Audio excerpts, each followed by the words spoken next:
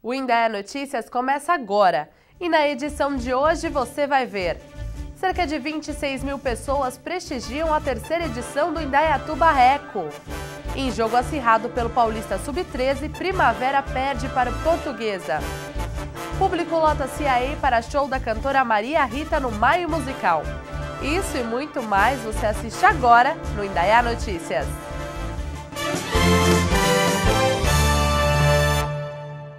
Pelo terceiro ano consecutivo, o Indaiatuba Eco agitou o Parque Ecológico e contabilizou cerca de 26 mil visitantes em 3 dias de exposição.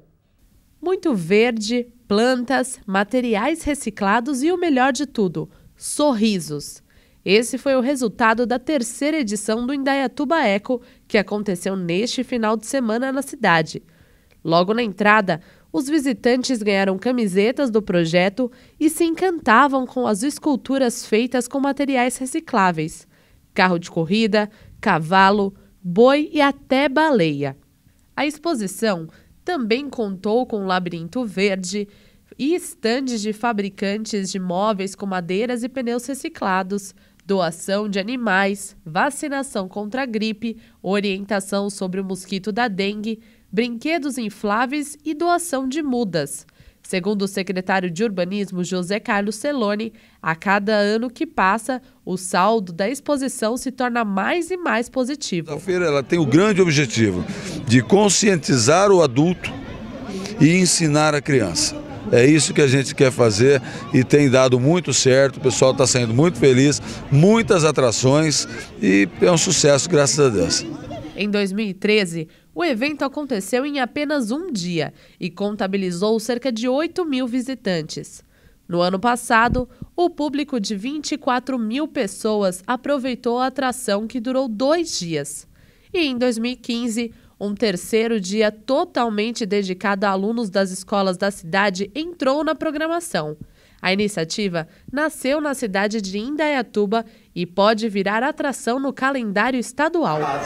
Então, alô Brasil, você está acompanhando aqui o terceiro Indaiatuba Eco, essa festa ecológica sensacional que só acontece aqui em Indaiatuba. Você pode procurar em qualquer ponto da internet do Brasil que você não vai achar nada igual. Sem perder a essência dos anos anteriores, os ambientes que trabalham a natureza viva e a natureza morta de uma forma concreta também estavam por lá.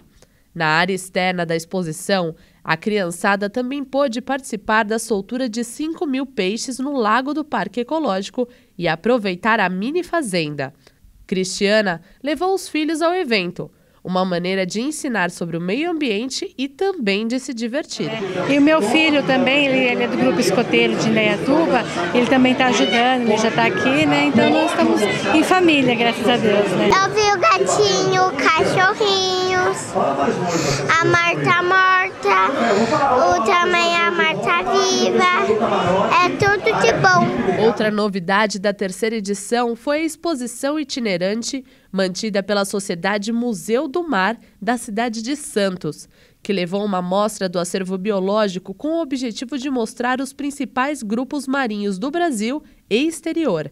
Os visitantes puderam conhecer mais sobre tubarões, arraias, peixes e até assistir um teatro de fantoches que contava sobre como os animais marítimos também sofrem com as sujeiras jogadas na água do mar. Uma feira dessa pode despertar numa criança o grande desejo de ser um belo engenheiro ambiental, um belo agrônomo, um belo biólogo que vai ajudar a proteger. E é isso, é esse trabalho de sementinha que a gente tem feito. E essa notícia é para relembrar os beneficiários do Bolsa Família. Os cartões para a primeira pesagem das crianças de 0 a 6 anos e as mulheres de 14 a 44 anos já podem ser retirados nos CRAS da cidade. A data limite para isso é o dia 10 de junho. Depois, é preciso comparecer a uma unidade de saúde com a carteira de vacinação, o cartão do SUS e o cartão que retirou para fazer a primeira pesagem do ano.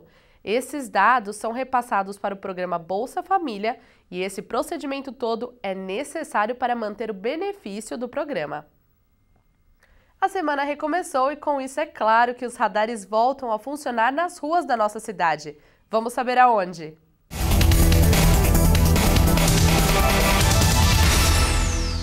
Nesta terça-feira, os radares estarão na Avenida Engenheiro Fábio Roberto Barnabé, próximo à sede da Guarda Civil, e na Avenida Bernardino Bonavita, próximo ao Colégio Polo Educacional.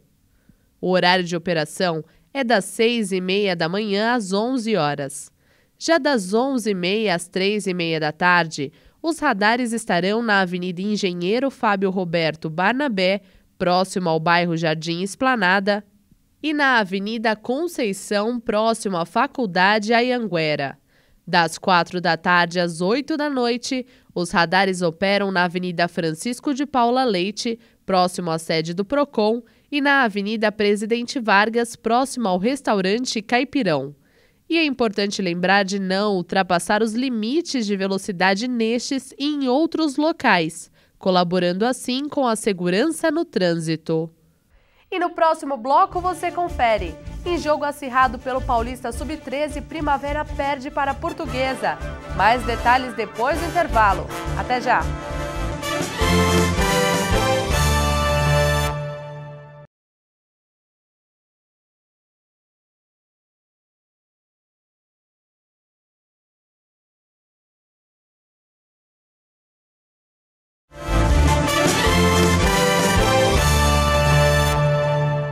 Hoje é 1º de junho, significa que terminou o Festival Maio Musical e o último final de semana de atrações foi um sucesso que começou logo na sexta-feira à noite. Na última sexta-feira do mês de maio, o CIAE recebeu o charme da cantora Sônia de Moraes. Após 9 anos sem se apresentar como cantora solo, a artista, que é também maestrina, compositora e arranjadora, apresentou o show dela, que contou com arranjos do músico Suami Júnior.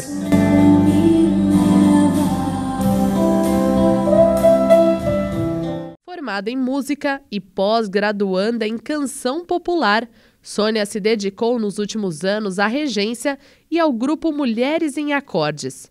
E na noite de sexta-feira, dia 29, ela mostrou toda essa experiência musical adquirida ao longo dos anos e no repertório, releituras de canções da música brasileira, canções autorais e parcerias, como a com a cantora Mônica Ávila. E não liga pra ninguém, todo mundo fica louco e o seu vizinho também. O público lotou a Sala Crísio de Camargo e prestigiou a artista local, que encantou com suas interpretações intensas e marcantes.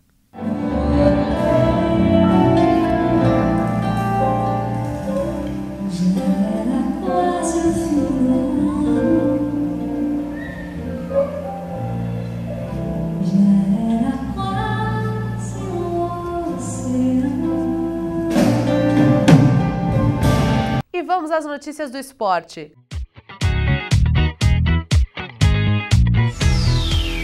Neste domingo aconteceu mais uma disputa do Campeonato Paulista Sub-13. Os meninos do Primavera enfrentaram o time da Portuguesa aqui no estádio Ítalo Limonge. A equipe do Esporte Clube Primavera recebeu na manhã de domingo, dia 31, o time da Portuguesa para a terceira rodada do Campeonato Paulista Sub-13. A partida aconteceu debaixo de chuva, mas isso não desanimou os times que buscavam uma vitória. Na rodada anterior, a equipe visitante sofreu uma derrota para o Osasco por 3-2 e o Primavera perdeu em Cotia por 4-0 para o São Paulo. Por isso, a partida foi acirrada. A Portuguesa pressionou desde o apito inicial e o Fantasma, com seus uniformes negros, também mostrou garra e segurou a pressão, marcando junto e investindo nos chutes a gol. Mas no final, a experiência do time adversário acabou prevalecendo e o placar garantiu a vitória da Portuguesa por 5-0. Com esse resultado, o Primavera continua com nenhum pontinho na 5ª colocação do Grupo 4, que também tem o São Paulo, o Osasco, a Portuguesa e o Taboão da Serra, que inclusive é o próximo desafio do Fantasma. A partida será no dia 7 de junho, na casa do adversário. E um recadinho para os apaixonados por Zumba. No dia 19 de junho, uma sexta-feira, um clube que fica próximo do AOC vai abrir as portas para o Zumba Night no Arraiá. Serão 4 professores animando os participantes com coreografias de todos os ritmos latinos e até um pouquinho do clima de festa junina. A festa começa a partir das 7h30 da noite. O convite para quem não é sócio do clube custa R$ 20. Mais informações pelo telefone 3834 1594. E agora a gente confere como vai estar a previsão do tempo para o começo dessa semana. A terça-feira começa com tempo fechado e nebulosidade variável. Há possibilidades de chuvas rápidas em pontos da cidade. A temperatura varia entre a máxima de 21 graus e mínima de 13. Já na quarta-feira, o dia começa mais claro. O tempo continua nublado, mas intercalado por períodos curtos de sol. Não chove e a temperatura sobe um pouco. Máxima de 25 e mínima de 14 graus. E na quinta-feira, teremos um dia ensolarado com o céu limpo, sem nuvens. Não há previsão de chuvas e a temperatura será de máxima de 24 graus e mínima de 16.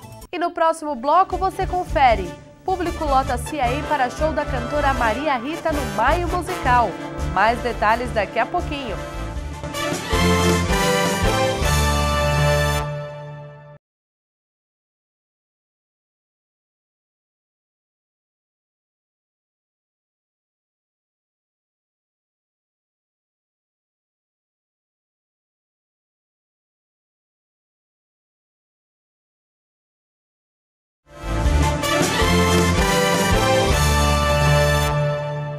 No dia 18 de maio, aconteceu a troca de ingressos para o tão esperado show da cantora Maria Rita no 23º Maio Musical. E nesse sábado que passou, aquele pessoal que acordou cedo para ir para a fila pôde sentar na poltrona do CIAA e curtir um showzaço da artista. Casacos e até cachecol estavam no figurino. A noite fria e chuvosa não foi um empecilho para quem foi para o CIAA na noite de sábado, dia 30, para a penúltima atração do 23º Maio Musical. Eu moro em Indaiatuba, participo sempre, gosto, acho que é um incentivo muito bacana da prefeitura. Assisti Lô Borges, que eu gosto, amei o show. Assisti Milton Guedes, também foi um show divertidíssimo. E Maria Rita, de graça aqui em casa, né, imperdível. Esperando o que ela é, né? Ela é uma pessoa, assim, que passa bastante coisa gostosa, um timbre gostoso de se ouvir, músicas boas, quer dizer, alegre, porque ela é uma pessoa que deixa a gente inspirada, sabe? Ela passa uma alegria pro povo, bem gostoso, né? Imperdível para quem tinha ingressos. Com a grande concorrência, a troca dos convites terminou em menos de 1 hora. E esse foi o caso de Lucilene e o marido, que ficaram na fila para trocar, mas não conseguiram. E como boa brasileira, mesmo sem o convite, ela foi para o CIAA para uma última tentativa. Eu estou na fila de espera para poder assistir a Maria Rita, porque quando nós trocar o convite, nós não conseguimos. Então é a esperança última que morre. Toda a expectativa estava voltada para o show da cantora Maria Rita, filha de um ícone da música brasileira, Elis Regina. E não é que a tática da Lucilene deu certo? Olha lá na plateia esperando o show. A cantora apresentou um mais recente trabalho lançado, Coração a Batucar, vencedor do Grammy Latino de 2014 e que reverencia um dos gêneros mais brasileiros que existe, o samba. No repertório, sucessos como Meu Samba Sim Senhor, No Meio do Salão e Fogo no Paiol. O auditório do teatro ficou lotado e o público cantou com a artista radiante que levou beleza e muita presença de palco. Essa mágoa no meu peito, você sabe de onde vem. Eu sou de desamor e não tem jeito. Um amor todo desfeito sempre faz alguém chorar. Eu chorei, saudade tá doendo, e lá vem você querendo outra vez me maltratar. Chegou o momento do professor Olavo Furtado aparecer por aqui para falar sobre assuntos do mundo corporativo no nosso quadro de Carreira e Negócios.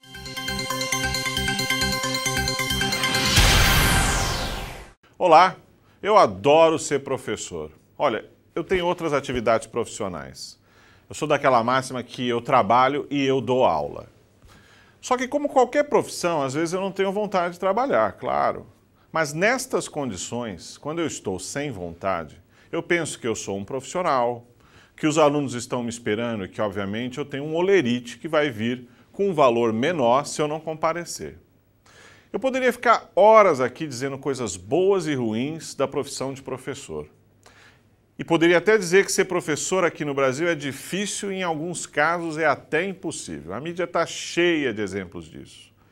Afinal, a gente não está na Coreia do Sul, onde o professor tem um status de celebridade. Mas é um fato que educação é fundamental. Sim, claro que é. Educação é uma porta de entrada para subir socialmente e economicamente. Ela não é a única, mas é uma porta de entrada. Eu costumo dizer o seguinte, que ser educado não te deixa rico, mas te ensina a gastar. Mas é preciso tirar um pouco esse mito de que ser professor te faz diferente dos outros. Eu conheço muito diretor de empresa que sonha largar o cargo e viver de dar aulas. É preciso entender que o mercado educacional paga muito menos do que o mercado financeiro, por exemplo, ou o mercado de futebol. Aquela máxima de que nesse país jogador de futebol ganha muito, enquanto o professor não ganha nada, é um erro por causa da comparação. São mercados diferentes. É como dizer assim, que nos Estados Unidos, artista de cinema ganha mais do que professor universitário. Claro que ganha. Ganha milhões de dólares, inclusive. Eu só acho que o professor no Brasil não precisava ganhar como jogador ou artista de cinema, mas poderia ganhar o suficiente para viver. Tem professor que não consegue fechar as contas no fim do mês e ter uma vida digna. E isso sim é um absurdo. Outro ponto é o foco. O foco do professor é o aluno, mas também a pesquisa, escrever em jornais, em fazer entrevista, falar em público, falar na televisão, ou seja, tudo que seja espalhar o conhecimento que ele adquiriu no decorrer da vida. Esse é o foco. O professor é um propagador de conhecimento e, em tempos de internet, alguém que indica o caminho aonde é que esse conhecimento está. Eu gosto muito da história de dois grandes homens brasileiros. O primeiro é o Mário Henrique Simons e o segundo é o Celso Furtado. O Mário Henrique Simons foi um excelente economista. Ele ganhou muito dinheiro no mercado financeiro e ele gostava e podia ser chamado de professor. O Celso Furtado, por sua vez, todos os dois já são falecidos, foi ministro de Estado, ele teve status de ministro de Estado. Um intelectual de altíssimo gabarito, reconhecido aqui no Brasil e no exterior. E depois de tudo isso, de ter feito parte do governo, ele voltou a ser professor universitário. Pois é, ser professor é como ser jogador de futebol, está no sangue. E para encerrar, eu deixo uma frase para você pensar aqui. Como o médico enfrenta a morte, ou o engenheiro a lei da gravidade, o professor ele enfrenta a ignorância. Só que tem uma vantagem em relação à morte e à gravidade. A morte e a gravidade são leis naturais imutáveis, elas não se mudam. A ignorância não. Esse é o trabalho do professor. Um grande abraço. E um último recado muito importante. A campanha de vacinação contra a gripe está chegando ao fim. Ela termina nesta quarta-feira, dia 3 de junho. De acordo com a Secretaria de Saúde, Indaiatuba contabiliza cerca de 49 mil pessoas do grupo de risco. Idosos, profissionais da saúde, gestantes, mulheres que deram à luz nos últimos 45 dias e crianças de 6 meses a menores de 2 anos. Então, se você faz parte deste grupo, ainda dá tempo de se vacinar. Basta comparecer a uma unidade básica de saúde e levar a carteirinha de vacinação e um documento com foto. A campanha vai até quarta-feira agora. E o Indaia Notícias fica por aqui. Um ótimo começo de semana e a gente se vê amanhã. Eu espero por você!